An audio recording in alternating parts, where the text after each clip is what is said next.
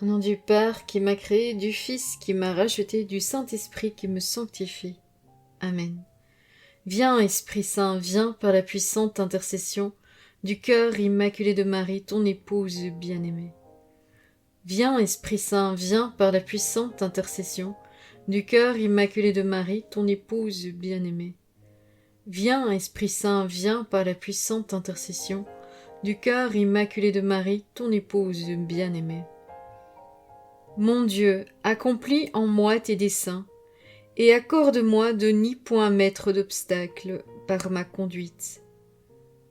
Mon Jésus, je veux ce que tu veux, parce que tu le veux, comme tu le veux, et autant que tu le veux. En compagnie de Maman Marie et de mon ange gardien, Seigneur Jésus, j'entre dans ta sainte humanité. Je m'unis à ta divine volonté. J'entoure ma tête de tes épines, Jésus. Je décore mes yeux de tes larmes. J'imprègne ma langue de ton amertume. J'habille mon âme de ton sang. Je morne de tes 5480 plaies, dont la plaie de l'épaule due au portement de la croix. Je perce mes mains et mes pieds de tes clous, et je transperce mon cœur de ta lance, afin de me présenter à la Sainte Trinité et dans sa volonté, où je prends tes œuvres, Jésus, tes mérites et tes prières, pour intercéder avec ma Sainte Mère, avec Luisa et mon ange gardien, pour toutes les créatures de toutes les générations humaines. Amen. Fiat voluntas tua.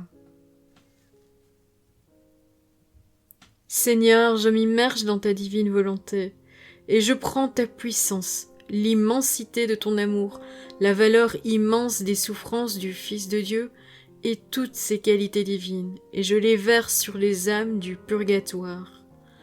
Que ces âmes soient plongées dans un bain d'amour issu de la puissance divine, un bain de sa beauté, un bain du sang de Jésus, et un bain de toutes les qualités divines. Amen. Fiat voluntas tua.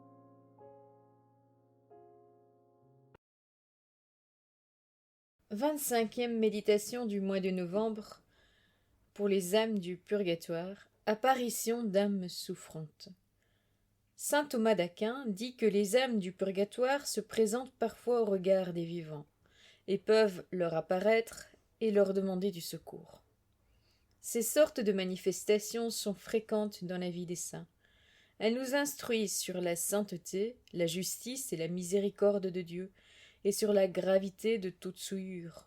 En voici quelques exemples relevés au long des siècles. Au IIe siècle, Sainte Perpétue, dans sa prison à Carthage, eut une vision de son petit frère Dinocrate, mort d'un cancer à la joue, souffrant du feu et de la soif, auprès d'un puits dont les bords étaient trop hauts pour y puiser. Elle pria beaucoup pour lui, et dans une autre vision, elle revit Dinocrate puisant de l'eau entouré d'une lumière éclatante.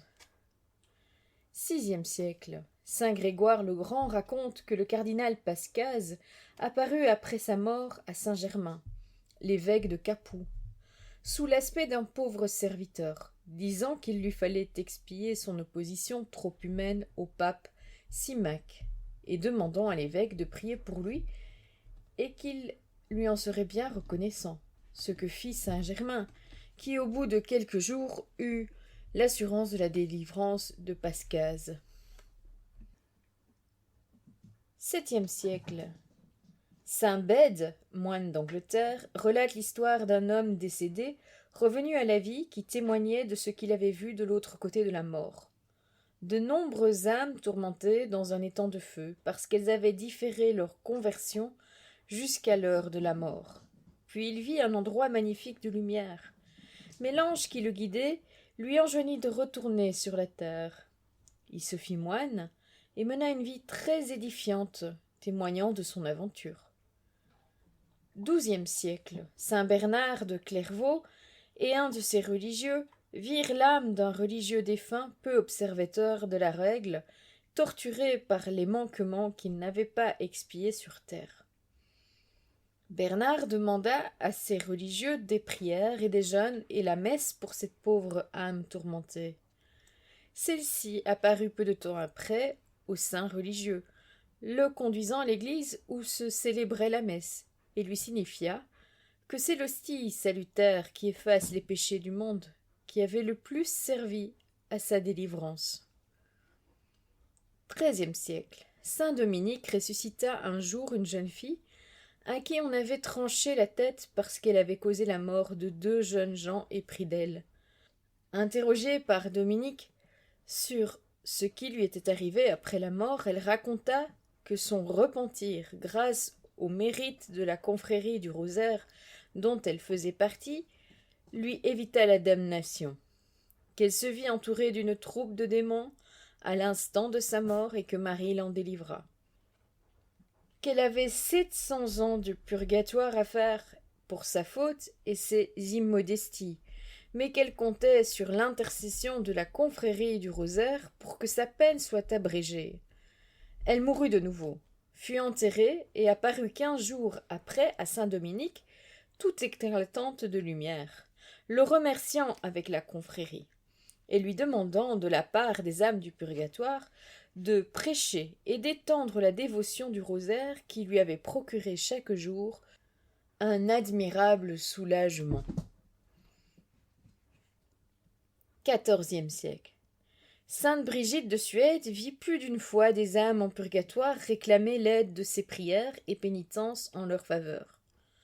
Un jour, en voyant le purgatoire, elle entendit un ange dire « Béni soit celui qui, sur la terre, aide les âmes de ses prières et de ses bonnes œuvres, car la justice de Dieu exige que les âmes soient purifiées par les épreuves du purgatoire ou délivrées par les bonnes œuvres de leurs amis. » Alors Brigitte entendit un chœur de voix supplémentaires. « Seigneur Jésus-Christ, très juste juge, par votre infinie miséricorde, ne regardez pas nos innombrables fautes, mais les mérites de votre très précieuse passion. Inspirez un sentiment de vraie charité au cœur des prêtres et religieux, afin que, par leurs prières et leurs sacrifices, par les aumônes et par les indulgences, ils nous secourent dans notre triste situation. Ils peuvent adoucir et abréger nos tourments, et faire que nous soyons plutôt près de vous, ô Dieu. » Et des voix chantaient après qu'une grande lumière descendit dans le purgatoire. Seigneur, rendez au centuple le bien que nous font ceux qui pensent à intercéder pour notre délivrance et à contribuer à nous introduire dans votre céleste lumière. XVIe siècle.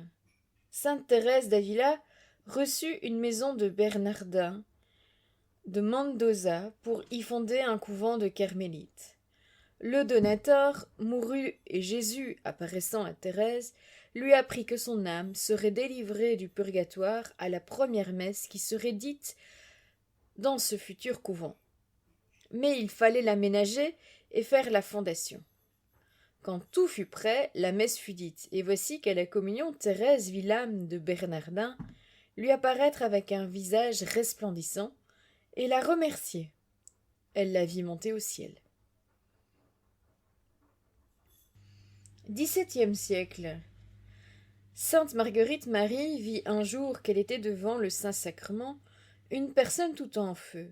C'était l'âme d'un religieux bénédictin qui lui avoua qu'il avait préféré son propre intérêt à la gloire de Dieu par trop d'attache à sa réputation, qu'il avait manqué de charité envers ses frères et avait eu trop d'affection naturelle pour les créatures dans ses entretiens spirituels. Il demanda à sainte Marguerite d'intercéder pendant 3 mois en sa faveur, ce qu'elle fit avec beaucoup de souffrance, car elle le voyait souvent dans de grandes peines. Enfin, elle le vit comblé de joie et de gloire s'en aller vers le ciel. XVIIIe siècle. Saint Paul de la Croix vit l'âme d'un prêtre mort la veille. Je suis en purgatoire pour ne m'être pas corrigé des défauts dont vous m'avez si souvent repris. Oh, que je souffre! Il me semble avoir passé déjà des milliers d'années dans cet océan de feu, que le temps est long en purgatoire. Il supplia saint Paul de la Croix de le soulager. Au cours de la communion de l'une de ces messes, Paul voit passer devant lui l'âme toute joyeuse de ce prêtre, resplendissante de lumière et s'envolant au ciel. 19e siècle. Saint Ghéma Galbani connut de façon surnaturelle la mort d'une sœur, dont le nom lui fut révélé. Elle apparut à Ghéma et la supplia d'intercéder pour elle avec les peines terribles qu'elle endurait. Ghéma supplia le Seigneur en sa faveur pendant 16 jours de souffrance, après quoi elle vit soudain cette religieuse accompagnée de son ange gardien et de Jésus, merveilleusement belle et s'en allant radieuse vers le ciel. Exhortation. Dieu permet ces apparitions des âmes du purgatoire qui viennent implorer notre compassion pour que nous leur venions en aide et qu'elles soient délivrées. Lisons les témoignages des saints pour en avoir bien conscience. Méditons les révélations sur le purgatoire qu'ont eues par exemple sainte Françoise romaine au XVe siècle, sainte Catherine de Gênes au XVIe siècle, vénérable Marianne Linmar au XVIIe siècle, sainte Véronique Gianni au XVIIIe siècle, bienheureuse Anne-Catherine Emmerich au XIXe siècle, Maria Sima au XXe siècle. Écoutons ce qu'ont dit de nombreux saints.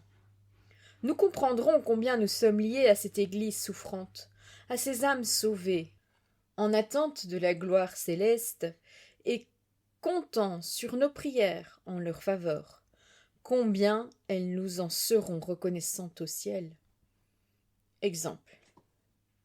Dans la ville de Worms, en Allemagne, pendant plusieurs nuits, on avait aperçu des légions d'hommes armés qui se répandaient dans la campagne, les uns à pied, les autres à cheval, comme si une grande bataille allait se livrer. C'était ordinairement dès le milieu de la nuit que commençaient ces apparitions, et au point du jour elles s'évanouissaient, comme si les guerriers se fussent retirés dans des cavités. Non loin de là était le monastère de Limberg, dont le repos des nuits était troublé par ces bruits étranges. C'est pourquoi un saint religieux fit consentir quelques-uns de ses frères à aller avec lui, une nuit, au-devant de ces guerriers inconnus, pour savoir qui ils étaient et ce qu'ils voulaient. Après s'être fortifiés par la prière et avoir imploré la protection de Dieu sur leur entreprise, ils quittent le couvent, un soir, et se rendent à l'entrée de la caverne. Et là, au moment où ces gens armés se précipitent pour sortir, le religieux le plus courageux, faisant un signe de croix, les adjure au nom de Dieu de dire qui ils sont et quel est leur but, leur intention. Alors l'un d'eux répondit : « Nous ne sommes pas des soldats vivants qui se font la guerre, mais les âmes d'une quantité de morts tués en ce lieu, en combattant sous les étendards de nos deux souverains. Nos corps ont été enterrés ici, et nos âmes y font leur purgatoire. Ce bruit d'armes et de chevaux, qui fut alors l'occasion de nos fautes, et que Dieu permet que vous entendiez, pour notre soulagement, est l'instrument de la peine qui nous afflige. Vos yeux ne voient point les flammes qui nous enveloppent et nous brûlent, mais elles sont bien cruelles. » Le religieux, effrayé de cette révélation, reprit courage et demanda : « Nous serait-il possible de vous secourir dans vos malheurs, qui nous affligent, et comment pourrions-nous le faire ?»« Ah, certainement, répondit l'âme, certainement vous le pouvez, et c'est afin que vous le fassiez que le Seigneur permet que nous nous montrions à vous.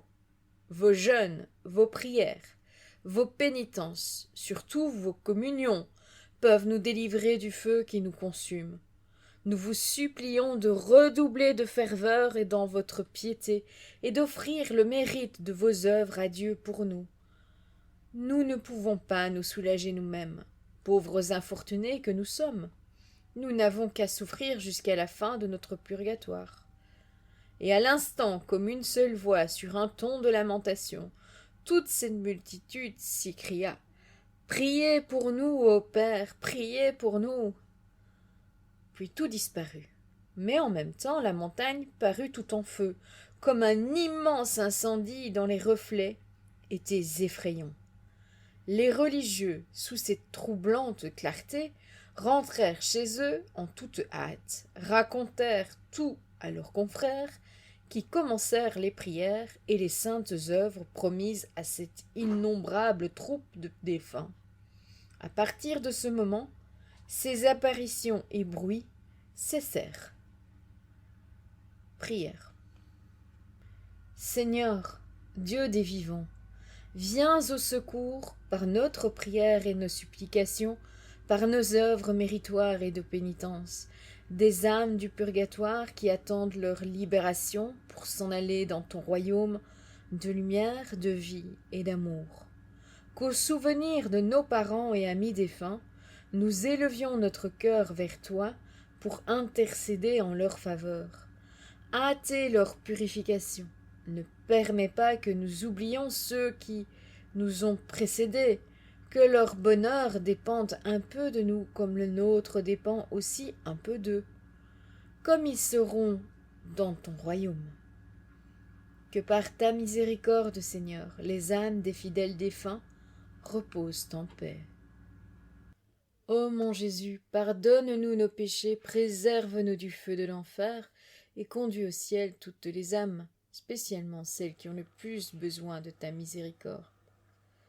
Très sainte Trinité, Père, Fils et Saint-Esprit, je vous adore profondément et vous offre les très précieux corps, sang, âme et divinité de notre Seigneur et Roi Jésus-Christ, présent dans tous les tabernacles de la terre, en réparation des outrages, sacrilèges, indifférences, insultes et blasphèmes par lesquels lui-même est offensé, et par les mérites infinis de son très saint cœur et du cœur immaculé de Marie, je vous demande la conversion des pauvres pécheurs.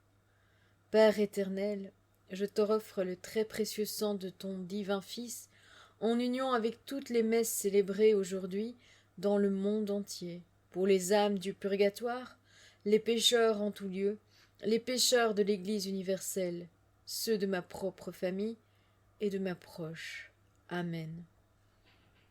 Des profondeurs je crie vers toi, Yahvé. Seigneur, écoute mon appel, que ton oreille se fasse attentive à l'appel de ma prière.